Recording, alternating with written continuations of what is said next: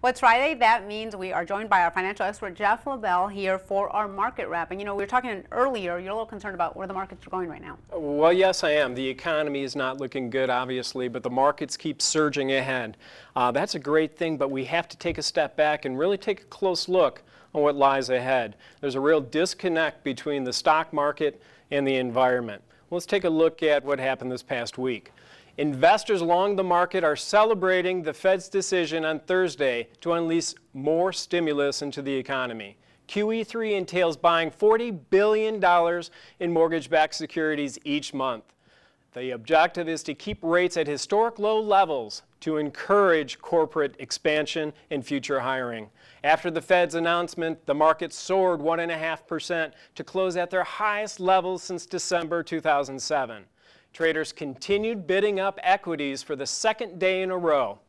Today, as the markets extended their gains, the Dow finished the day up 53 points to 13,593. The S&P also closed up 5 points to 1465, while the Nasdaq closed at its highest level since November of 2000, closing at 3183, which was up 23 points.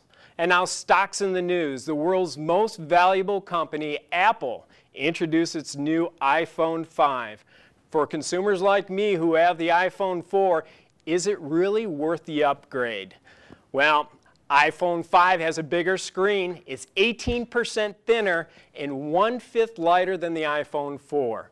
Prices range from $199 to $399, depending on the amount of gigabytes. With the anticipation of the iPhone 5, investors have been driving up the stock price, which closed today at $691 a share. That's up just over $8 a share. Apple stock has almost doubled in the last 52 weeks. And other stocks in the news, the most talked about IPO this year has also been the biggest flop. Facebook is trying to win back investor confidence. Investors have seen the stock go from $45 a share to recently trading at $17 a share. CEO and founder Mark Zuckerberg finally made an appearance at a tech industry conference to instill investor confidence. Analysts feel there's a lot more which needs to be done to repair the damage. But it's a start. Facebook shares closed up $1.29 to $22. And now your local stocks. PGT closed up 4 cents to $3.20. Sun Hydraulics also closed up 79 cents to $27.25. And finally, Roper Industries finished the day closing at $105.20, and that's up 15 cents.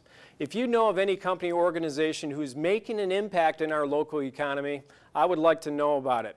You can email me at jeff@gcadvice.com. And that'll do it for your local market wrap-up. I'm Jeff LaBelle. And Jeff, earlier you mentioned the iPhone. Curious if you're going to get the new iPhone. Well, my phone works fine, but there's a lot of people out there that will obviously purchase the new iPhone 5, and I'm going to wait to see what the results are. Okay, me too, actually. Okay, and with that, we're going to be right back.